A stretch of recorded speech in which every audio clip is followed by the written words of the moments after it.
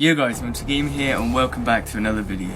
So it's finally here. I remember 4 years ago watching Slick Moth's old videos about a new Batman game, and there were all these different leaked Batman games which eventually led to Gotham Knights.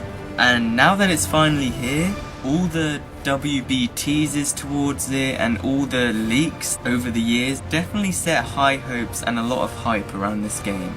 And the trailer and the gameplay we've seen, it all looks really fun, and I love the co-op feature, and even the gameplay itself looks really solid. Although it does look very similar to Marvel's Avengers in some ways, the kind of clearly very rigid combat system, and there's obviously the dodge button which looks kind of similar to Black Widow's dodge. And to be honest, Batgirl's gameplay overall seems very similar to Widow's, with her baton, her acrobats and her grapple. And her baton is probably there just to give her attacks some colour. Obviously we're not used to Batgirl having a baton. I mean, it's basically a baton, but they've called it something else. I forgot what they've called it. As all characters have their own coloured lights with their weaponry, so that's probably all it's for. Just to integrate her more into this game and to adapt to the multiplayer aspect.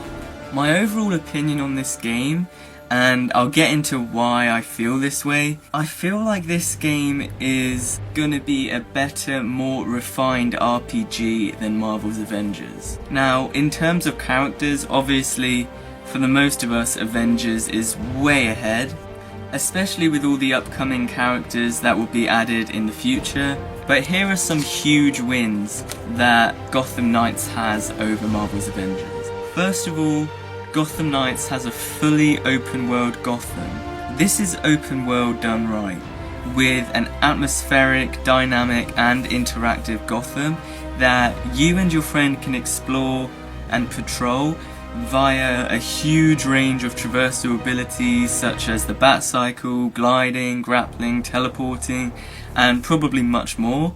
As we could see, the city actually has residents as well as just criminals. This is a living, breathing Gotham with running trains, cars on the roads, civilians on the streets, and there will be a lot of street level crime, just like there should be in Gotham.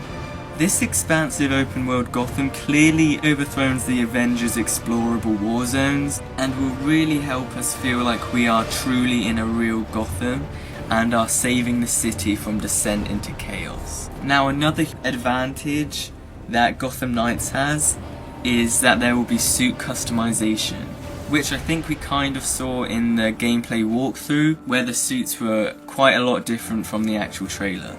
Now, each character has unique gear for players to collect and equip to build your very own suit and stats.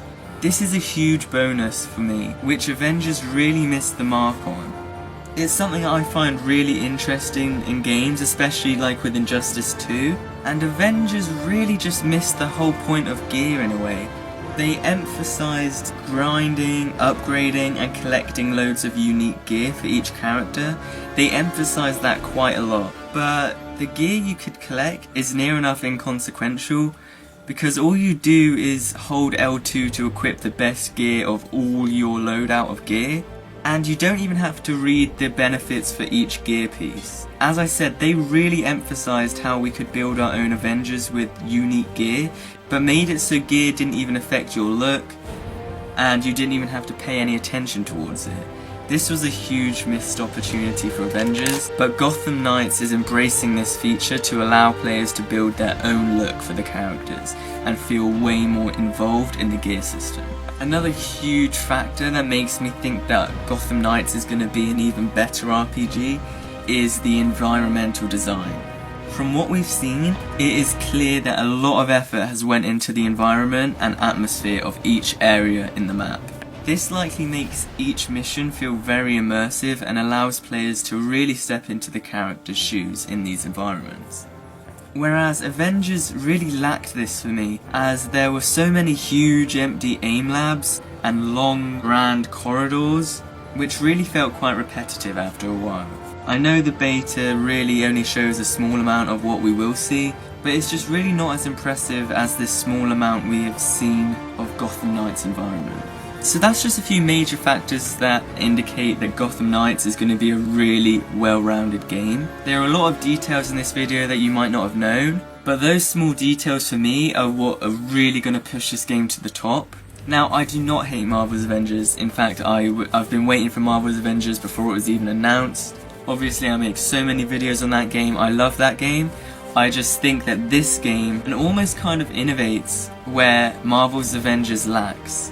Now, the same can be said for Marvel's Avengers. You know, they have many characters. The gameplay is really detailed for each character, even though they're going to add loads of new characters. Marvel's Avengers is nowhere near a bad game, but obviously there are a few areas where it's just a bit lackluster.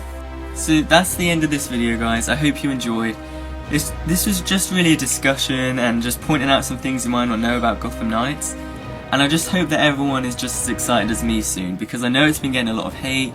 And that's expected, you know, we were waiting a long time thinking we were going to get a story game, and now we're getting an RPG, but I think the story already seems like it's going to be quite interesting anyway, especially with the Court of Owls. So yeah, that's the end of this video, guys, and I hope I'll see you in the next one. I'm Mental Gamer, over and out.